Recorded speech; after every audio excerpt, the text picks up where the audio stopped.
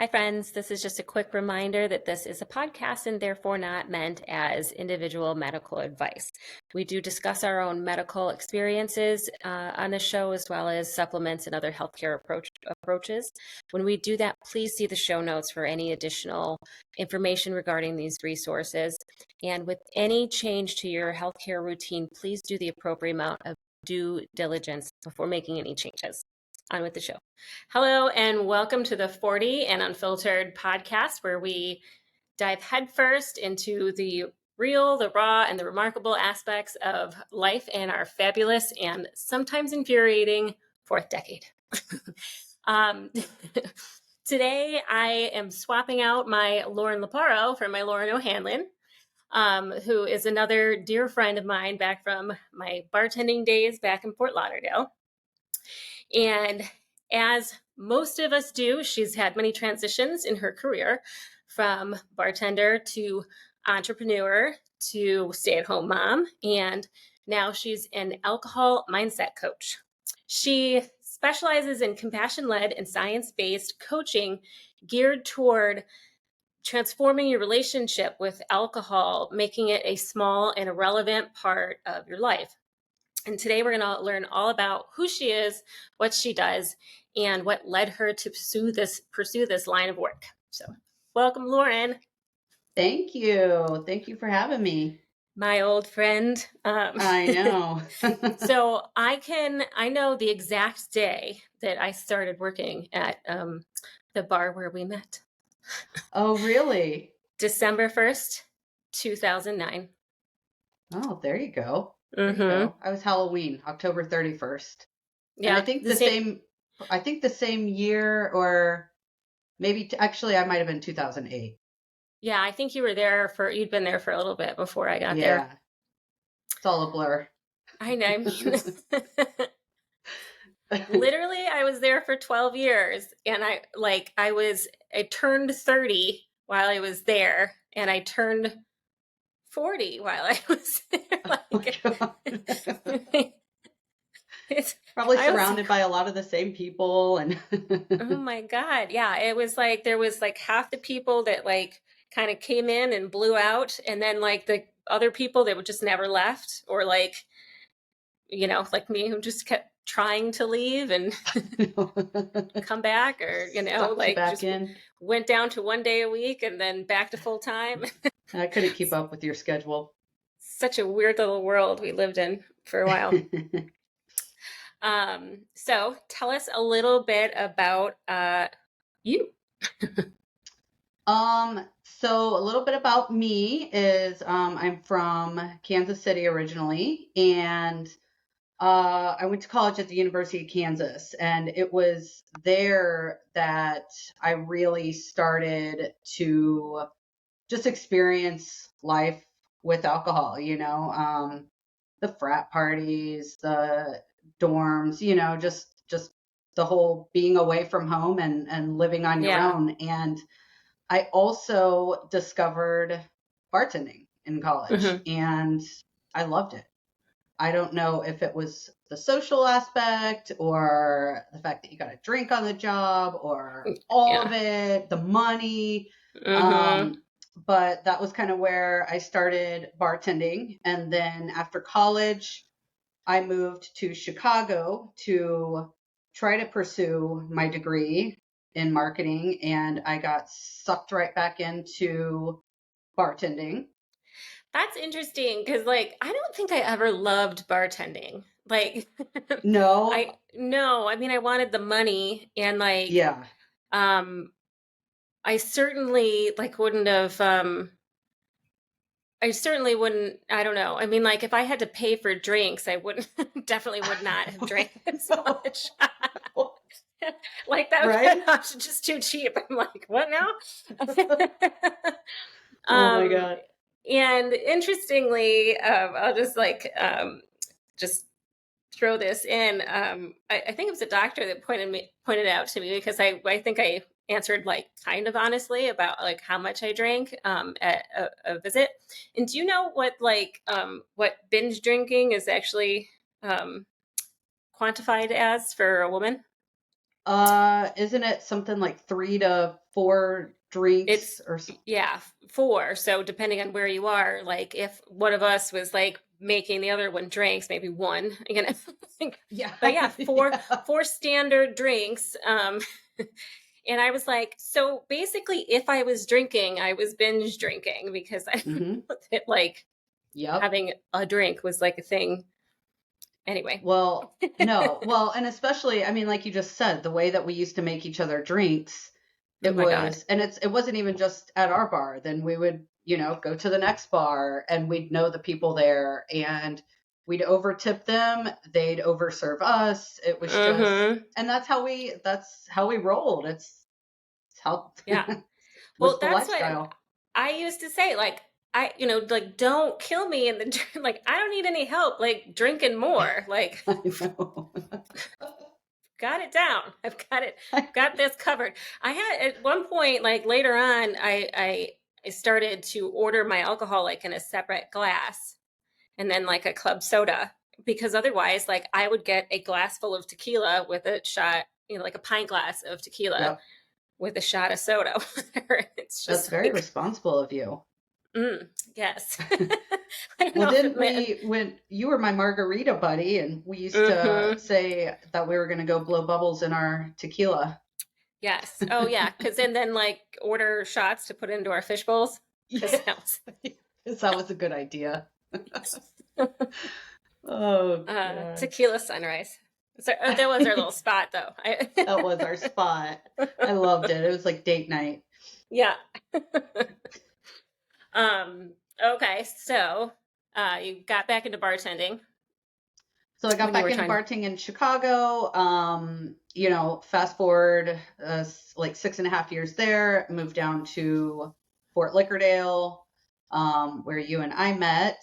And I've been down here for about 16 years, but now, when I moved down here, I actually did pursue my degree, and got a job up in Boca, and then lived one block from the pump.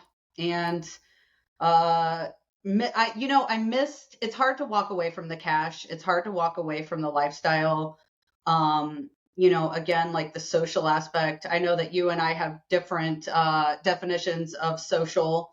Um, you're maybe more on the anti conversation side, Right. Or just, like which is saying ironic hello to that your neighbors when they're like walking their dogs or something yeah. like that. Like, ah, social interaction, check. Check. Yep. Yep. Completed that one for the day. Um, no, but I liked I just, I don't know. I don't know what it was. I just liked the vibe. And I liked making the drinks, Hmm. truthfully. Yeah. It was just a fun scenario. It was like, I mean, like there were sometimes where you just kind of got in that flow with like the, like service drinks and whatever, where you just run. It made it easier for me. Like especially I like doing parties where I bartended or had some sort of like, something to do, Right. while like intermittently like interacting with people. Right.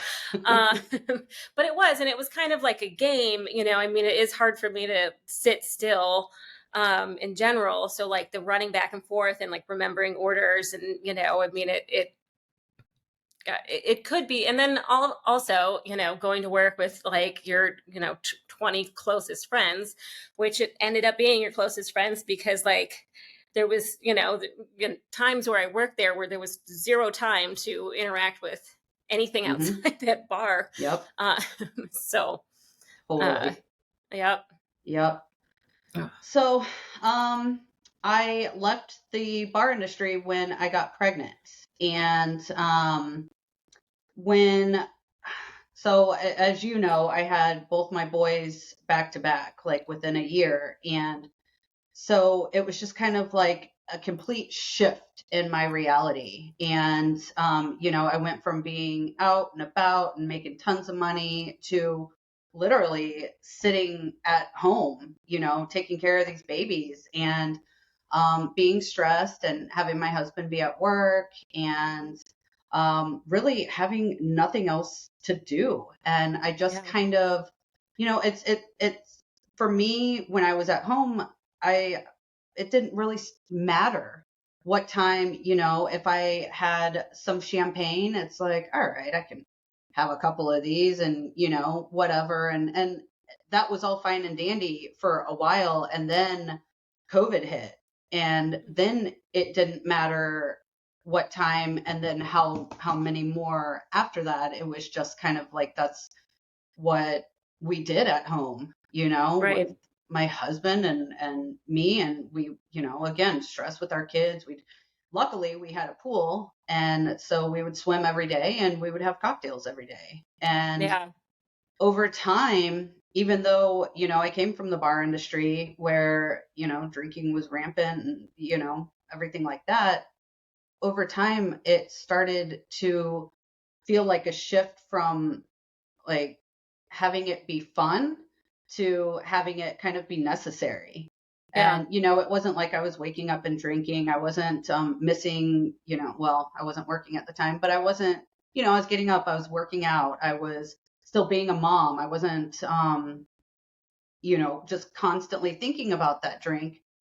But it just kind of all of a sudden would always just appear, out of boredom or things like that. And before I knew it, it was just something, I tried to, with one of our mutual friends, I tried to take a 30-day break, Hmm.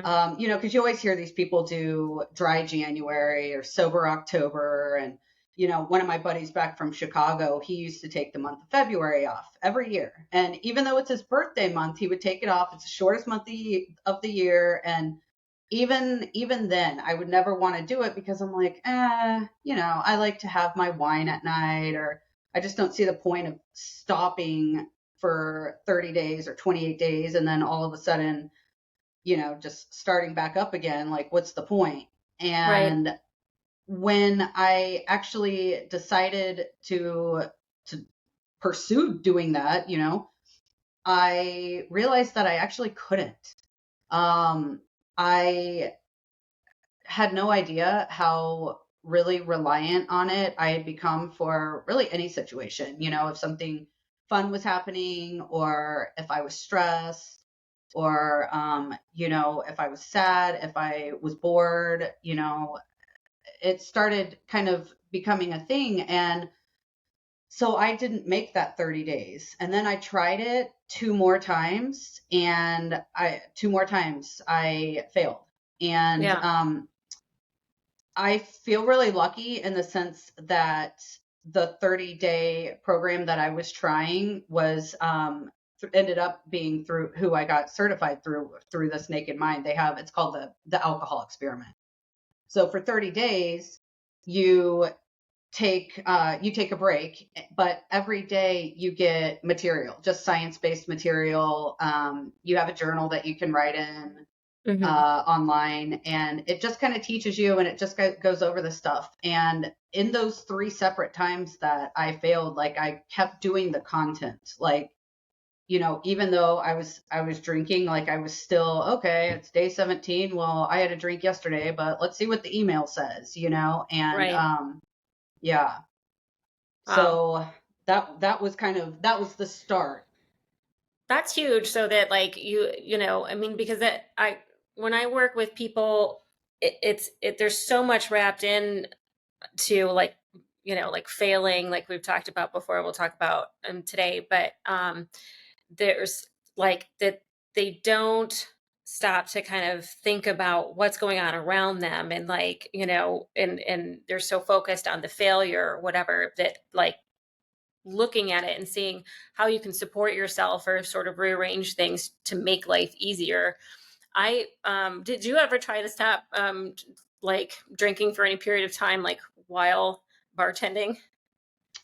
If I did, it was because like I was so hungover from like, you know, a, Yeah. just a bender or something. Yeah. But no, That was not that I remember. all the more reason to start drinking again. I know, Um, I know. I did it a few times, like I had a 30-day, or I think I did it like a 90-day once. And it was really hard. Like, Yeah.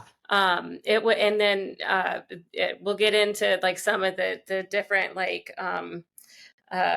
triggers and stuff like that, and like because it does just become like like such a huge aspect. I mean, for me too, like dealing with chronic pain and stuff, and like doing those 10-hour shifts, that was one of them.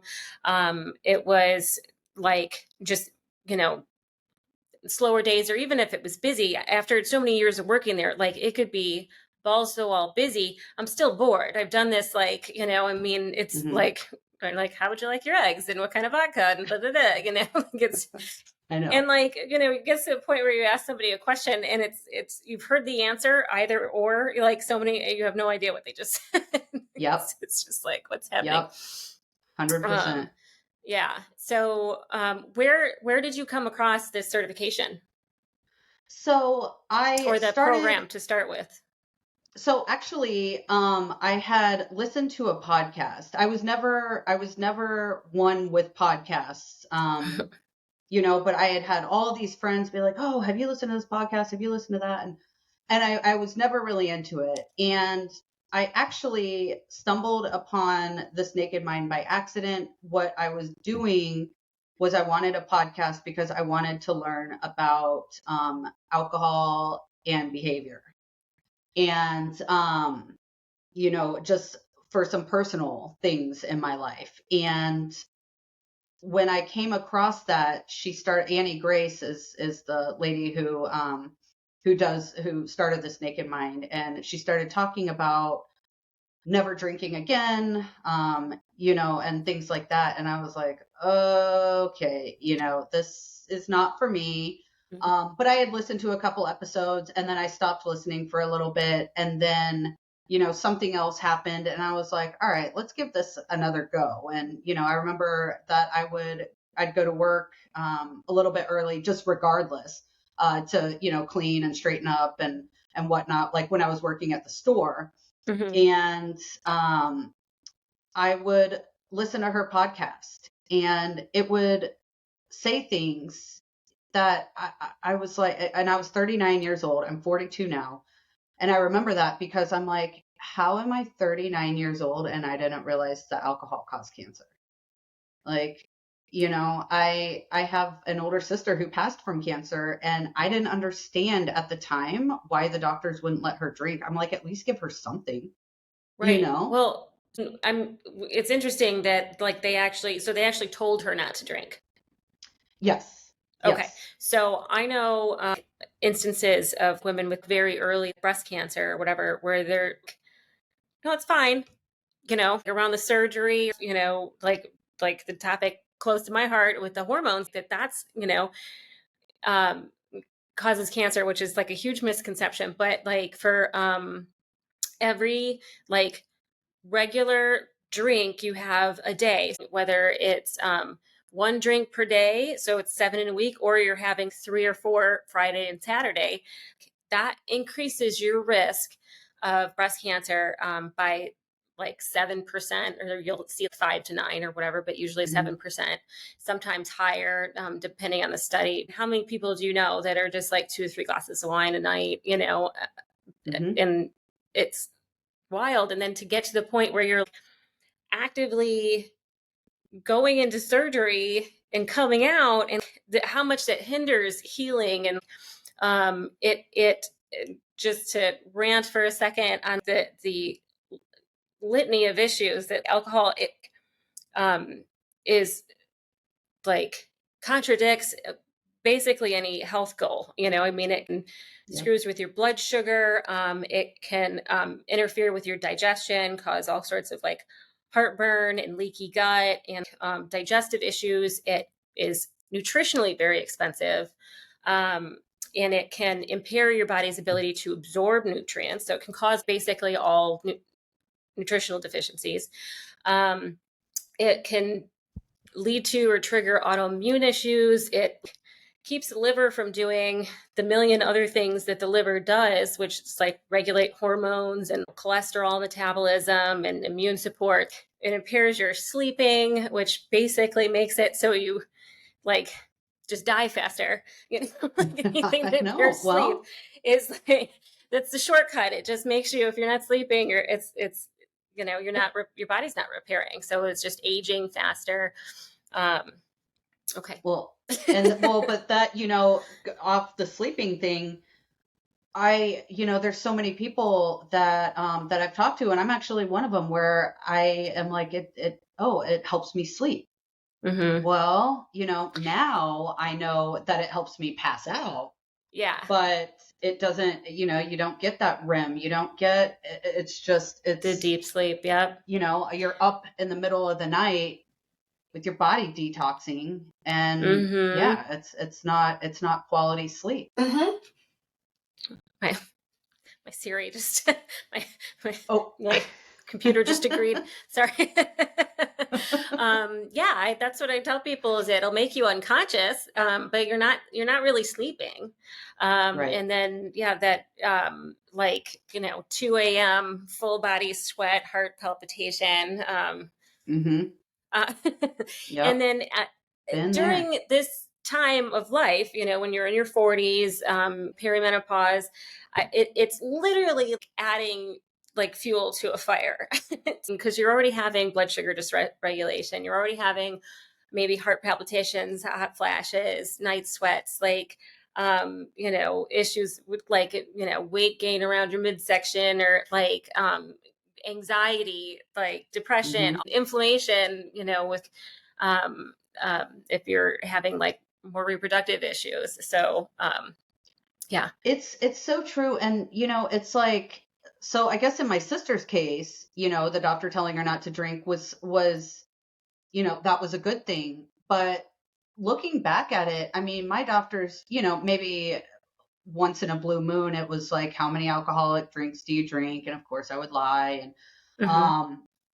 but they had no problem putting me on antidepressants, Adderall for concentration, and I was drinking on those, and we never really got to the root of the problem. It was just like slapping a Band-Aid on it, Right. and just Well, and I mean, as you know, the setup in your like primary care situation with your doctors, you don't have the time with how long this took you, like to the lifestyle and behavior changes. The doctor, he could say it, but he or she could say it.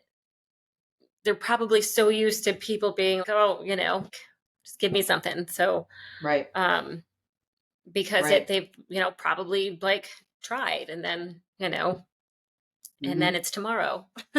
Like, It's crazy to me that alcohol can be a group 1 carcinogen, and so is tobacco. But when you compare them, it's like, okay, so I quit drinking, but people, aren't going to think twice about being like, oh, do you just want one? But if you quit smoking, can you imagine somebody being like, oh, come on, just have one?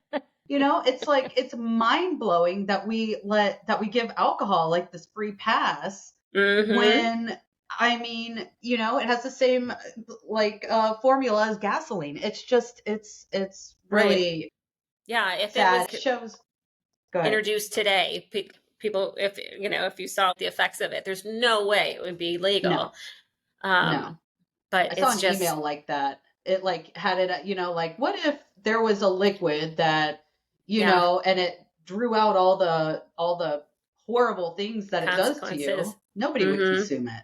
Yep. Yep. Oh man. So, Um, yeah. and so, um, I, how is life different for you now from stopping drinking? So life is different. It's funny because it's super different and it's super the same too. It's Mm-hmm. like I'm much more clear. Um, and it's just it's so nice to not have to worry about if I'm going out to dinner with my family, about having to worry about how am I going to get home, without drinking and driving with my kids, and things like that. I sleep really well, as we've already talked about. Yeah. I wake up refreshed, where that was never the case before. um I have, cut my antidepressants in half, or I just take one, and I've been able to cut the dosage in half, and I'm slowly trying to wean off of that. That was another thing that I didn't realize was that, another light bulb moment was that it caused, or exacerbated, anxiety and depression. Yeah. And That's one thing where it's like, over time, like even just drinking small amounts, it raises your baseline of cortisol and lowers your baseline of serotonin, so that anytime you're not drinking just feels worse. yeah, You're more stressed and you're more yeah, depressed. And so that first sip yeah. is like instantaneous relief. Exactly. Yeah. Totally. Um, yeah, the anxiety afterwards, I would either not drink or kind of drink all day at work, or drink a lot. So then, Right. and then I had a lot of health issues. I would go through periods of not drinking at all and drinking more. I was very aware of the consequences. A lot of people, it just sort of creeps up and they don't notice because it's this slow escalation over time. But I was very aware, but then I was still doing it in the Yeah. situation. Well, I mean, there's so many things that we think, there's so many like of those false beliefs and false thoughts that we have that like make us still, we may know that it's bad for us. I mean, you and I were bartenders for years, and I know, people would say like, or even I would say, pick your poison. Mm-hmm. Well, I didn't realize that it's like I mean, you're being literal. Mm-hmm. You're being like, which poisonous alcohol can I get for you in a glass, Yeah. So Um, it's what was it? A couple of Boston guys, I heard them, they would say, give me one for the ditch. Which I appreciate it because it's very dark humor. I know I shouldn't laugh about that, but I mean, it's because I know those Boston guys and I know how they drink. Thankfully, they were all on vacation and just walking down the Yeah, just tumbling down the down street to Elmar. the Yeah. to their condos. Oh man. So so what are some of the like myths and false beliefs? Well, I mean, I think that the most obvious ones that I hear the most are that, like drinking makes me happy. Drinking relaxes me, kind of like we just talked about. It actually doesn't relax you. Mm-hmm. It it does its job for about 20 minutes, and Yep. then that's when you start tapering off, but we don't really realize that because by then we've had another drink, Right. and the process just keeps going on, and you're never going to have that buzz feeling like you did on your first drink, and you just keep Mm-hmm. chasing that. And Right. it's yeah. So, those, I've heard that it makes people better communicators. It, just a lot of those things. I've pretty much heard it all. I've said it all too. I mean, Mm-hmm. these were all beliefs that I had also before I quit. So it's, I understand all of them 100%. I used to Yeah. think that, like, if I was drinking behind the bar, that, it made it more enjoyable, and, I could do my job better. And the reality was I would just get annoyed quicker. I would Mm-hmm. forget things, forget drink orders, and yeah, I don't know. It's false beliefs. Yep. Yep. Yeah. Mine was that it was like it made other people more interesting, Yeah, yeah. which like isn't necessarily not true, but it's because I'm making myself kind of stupid at the You're same dumbing yourself time. down. And I've just learned something about myself is I don't want to like, when you look at those like long social, um, uh, interactions where you're drinking, now that I'm like usually not drinking, I know that it's just a bunch of people telling the same stories Right. over, like, remember that time, that we were drinking, Yep. and it's just repeated over and over and over again. And I am so uh guilty of doing that. we can still do Yeah. it. We've got plenty of stories. We might tell the Oh, story a God. little better now. Right? Exactly. Exactly. God. Uh, and so, what kind of uh, can you give me an example of the different strategies that you use when you get in these situations where it's so automatic for you to just pour a glass of wine or get a cocktail? Well, one thing that I learned that I like to pass on to my clients is that willpower is finite.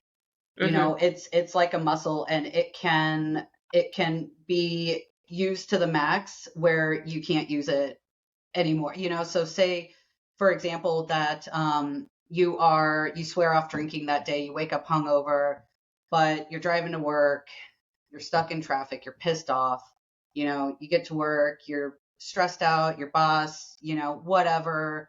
You drive back, there's a wreck and it's taking you forever. You get in a fight with your spouse. And by that time, your brain is going to default to what's easier, you know, Right. and it defaults to what it knows. And Mm-hmm. so I guess in that sense, what I like to do is let people know that, and then kind of there's one tactic that I really like. It's called playing the tape forward, or Mm-hmm. visualize it. And, you know, it's essentially exactly how it sounds. You know, you wake up that morning, if you're hungover, you know, or even not hungover, you know, I tell my clients to do this all the time, is to play the tape forward for, you know, for example, Thanksgiving next week.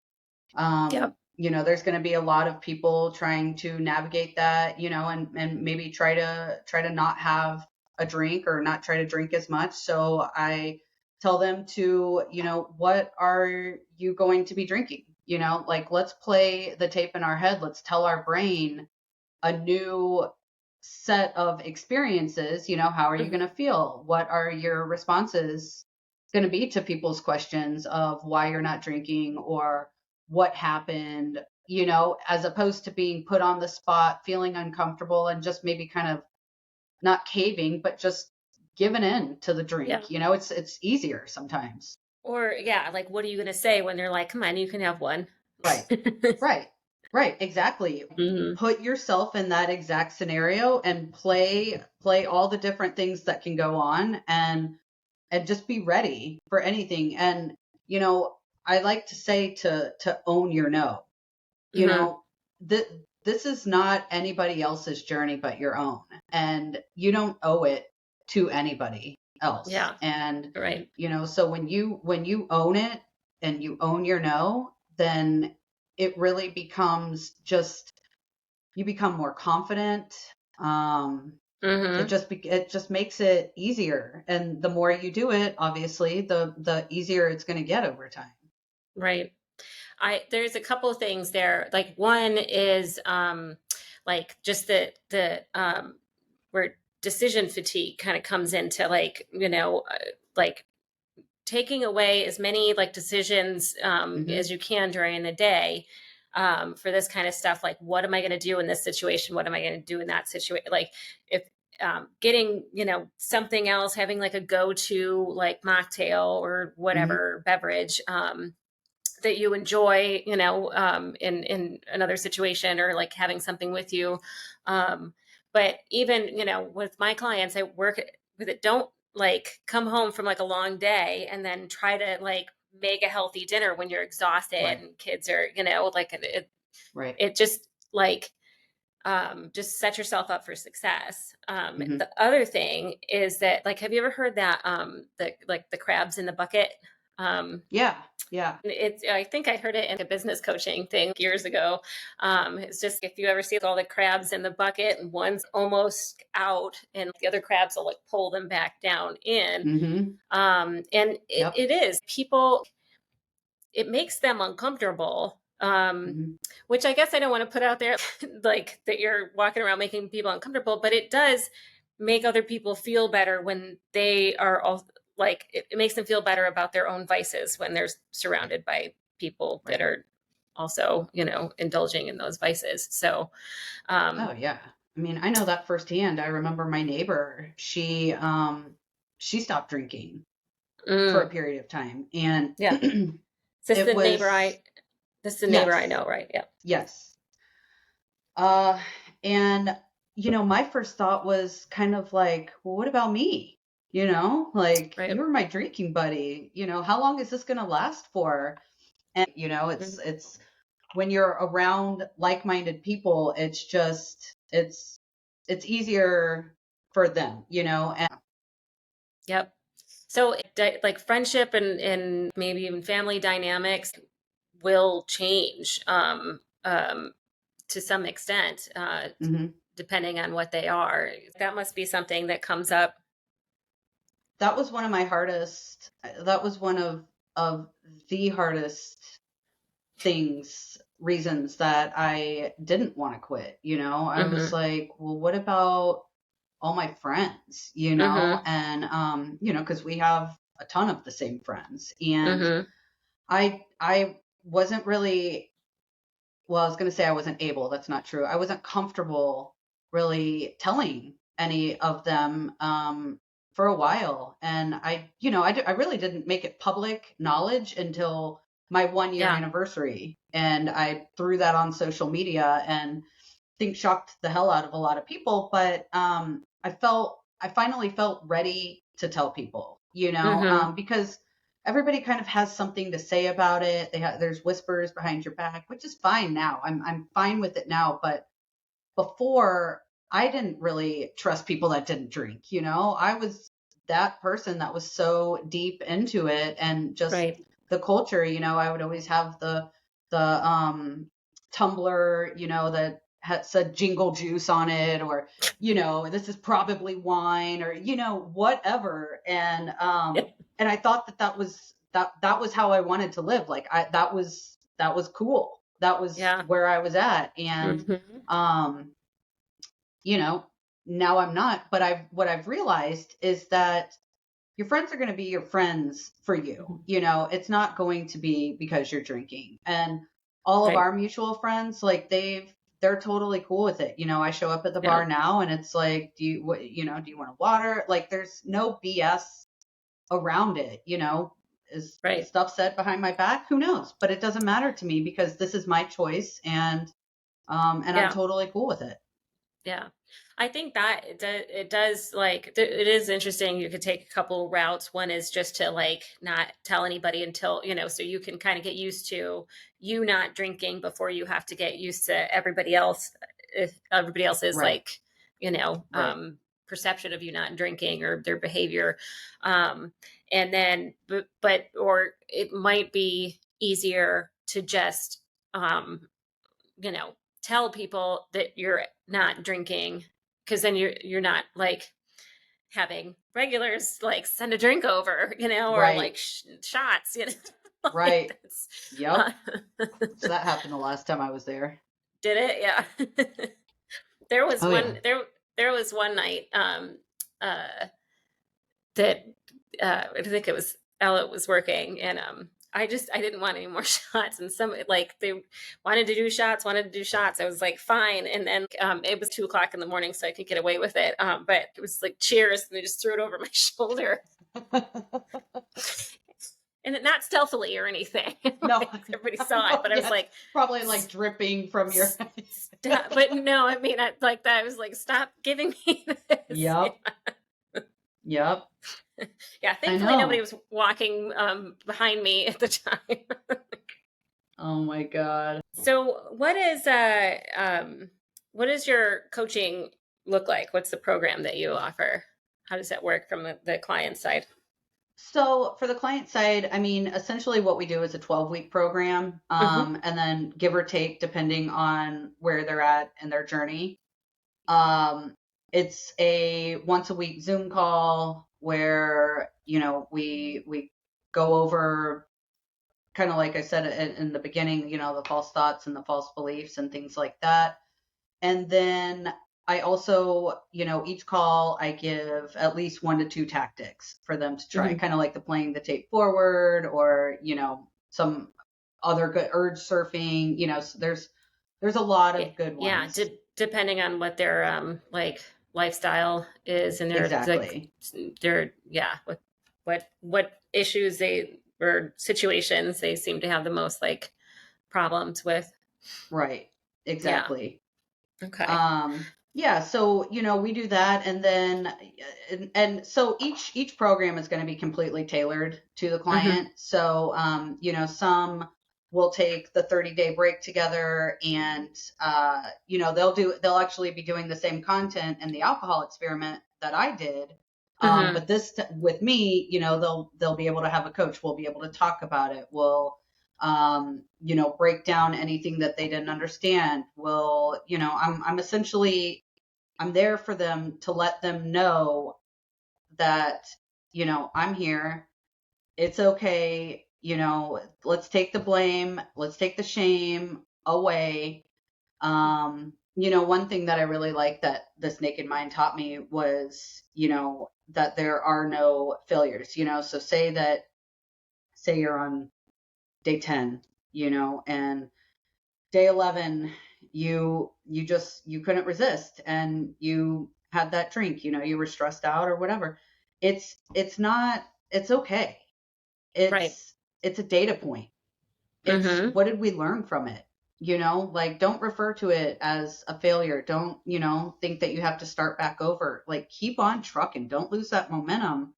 It's a data point. And once I started reframing failure with data point, it started really changing the whole way that I saw, drinking. Hmm. It's like, you get frustrated. Say on that day 11, you're like, well, all right, I drank, so now here I am again. I'm a drinker again. I can't do it, and that's not true at all. So Right. the program, I mean, it we I don't even know if this is a question you asked me, but like, it takes, I work on the person first. Yeah. So, it's because you're not going to have any change without internal change, Hmm. Yep. and so, Yeah, I imagine that there's a lot of it because, all we talked about a lot of just like the situation and, societal blah, blah, blah. But then there's also um, so many things that people are probably, that like a lot of people would probably be not wanting to confront with themselves. mhm, Um, and that this helps quiet the mind. yeah, Yeah. yeah, When I'm coaching people about these different diet and lifestyle interventions, they get so wrapped up in this on the wagon, off the wagon, on my diet, off my diet, or I missed a day, have to mhm, start next month. That's done, but you're just one decision away from being right back at it. It happened. Do a little post mortem, like learn from what the situation was and move on. yeah. It starts with the person. You can't have any change without mindset change, and Yeah. that's kind of exactly what you were saying too. You always have the opportunity to start again. Mm-hmm. There's one, like, I like to use the word and a lot. Mm-hmm. Okay, so this happened. You had a drink, and what did we learn from that? And what choice are we going to make the next time? Because you said it, you can't go back and change the past. So what decision are we going to be able to make forward? And moving Right. forward, and I know, I don't remember if I heard this from you or where I heard this, but when you kind of, even breaking your day down into quarters, and being like, okay, and I do that for clients now in terms of drinking, but when I had heard it, it was in terms of like making good food choices. It's Mm-hmm. like, okay, so I did well in this quarter, and then, and you're able to kind of look back and see where you need to do some work. So say that I'm making bad food choices, or say that I'm craving a drink, at 5 o'clock every day. All right, well, let's figure something else out that we can do during that time, or in terms of like food, like what meal can I have prepared Right. to where I will make a healthy choice, or where I Hmm. won't have a drink, I'll have a tea instead, or anything like that. So Yeah. there's, a lot of things. I think something to remember is that, you know, before I took longer breaks, and even when I took longer breaks, even if I went 2 weeks or a week or 10 days or whatever, um, it felt worse to go back to drinking. So then Hmm. you get this negative feedback, because then you start to feel good, you Right. start to sleep better. So every time you go back to it, you're like, ugh, why do like, why am I doing this? So, Hmm. and then like for me, like personally, for a period of time with the perimenopause hormones, like the negative feedback was very strong. So I didn't really have to use a lot of willpower there for a while, because I was like halfway into a drink, I was ill. Like I was already Yeah. hungover. It was crazy. And like that's another thing I'll just throw in there, is that like with declining estrogen, we make less of the like enzymes that break down the alcohol. So like it's like circulating more. It's harder for us to metabolize. Hmm. So that it exacerbates all these the hormonal symptoms and stuff, but it just like makes the hangovers like so much worse. And like So much worse. you have to be careful, because you won't necessarily be able to metabolize it as you won't have the tolerance Right. um, that you did at one point either. So you're potentially putting yourself in like a dangerous situation as well. Right. Um, so Yeah, what do you think? definitely. Anything else you want to add? Um, well, no, but I do want to offer a fun fact if Oh, you we're have a doing fun fact? that. Okay.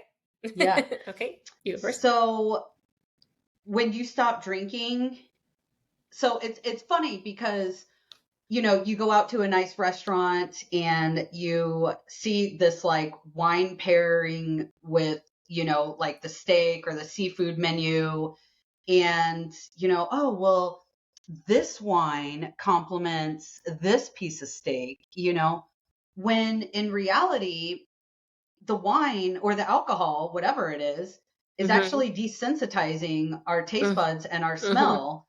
And we can taste less and smell less and enjoy the food less. Right. And when you quit drinking, they become, your taste buds become more sensitive again, and you get Mm-hmm. your sense of smell back, Yeah. Oh, that's interesting. Um, yeah, and Yeah. you actually enjoy the meal even better than if you were pairing it with, you know, alcohol.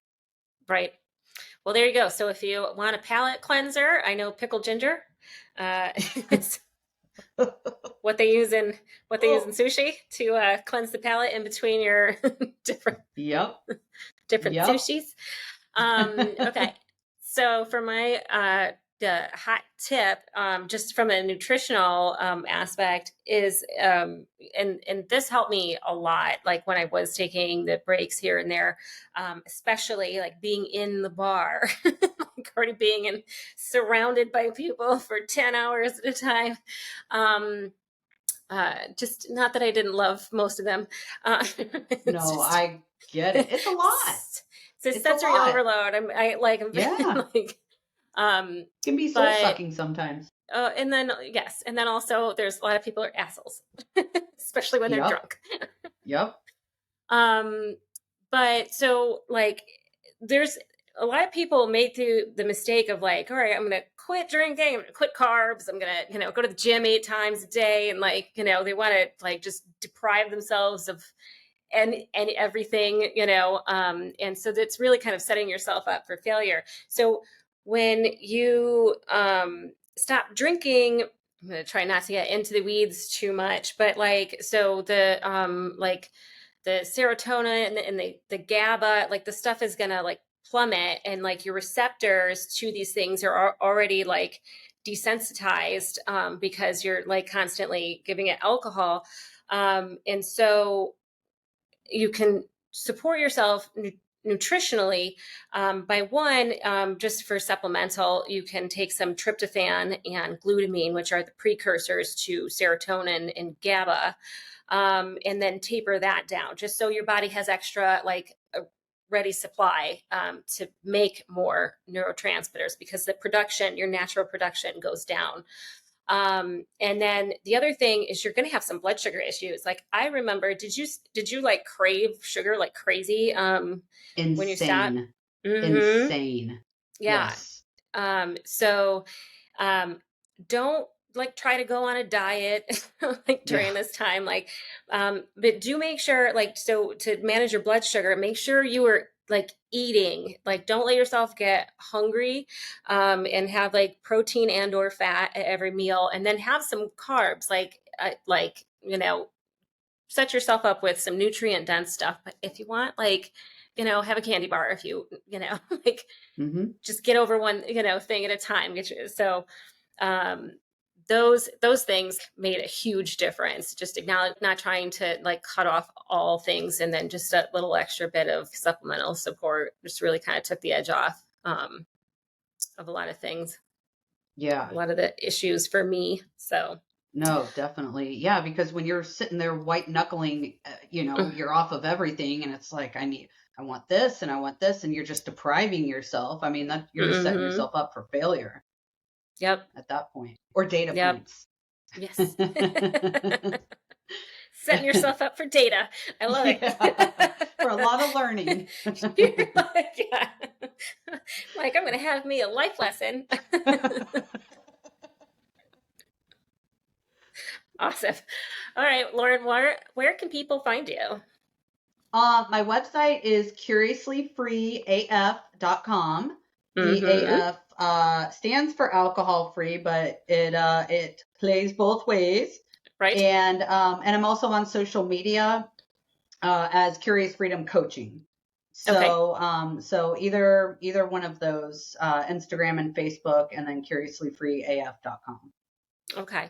And you have on your website, you have a download? Yes. So Yeah, I with the have guide.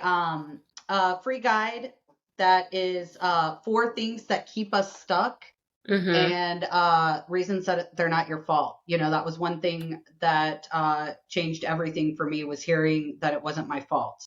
Right. And so I wanted to pass that along to other people, just a little info there. And Yeah. then I also have some fun, yummy mocktail recipes that I am putting on the site today, but you can find them on my Oh, social media. Yeah. it's Mhm. exciting. I know. I know. Love a mocktail. Oh, so yummy. All right, awesome. Well, Lauren, thank you so much. Oh, thank you. This was great. I Oh, appreciate it. yay. All right.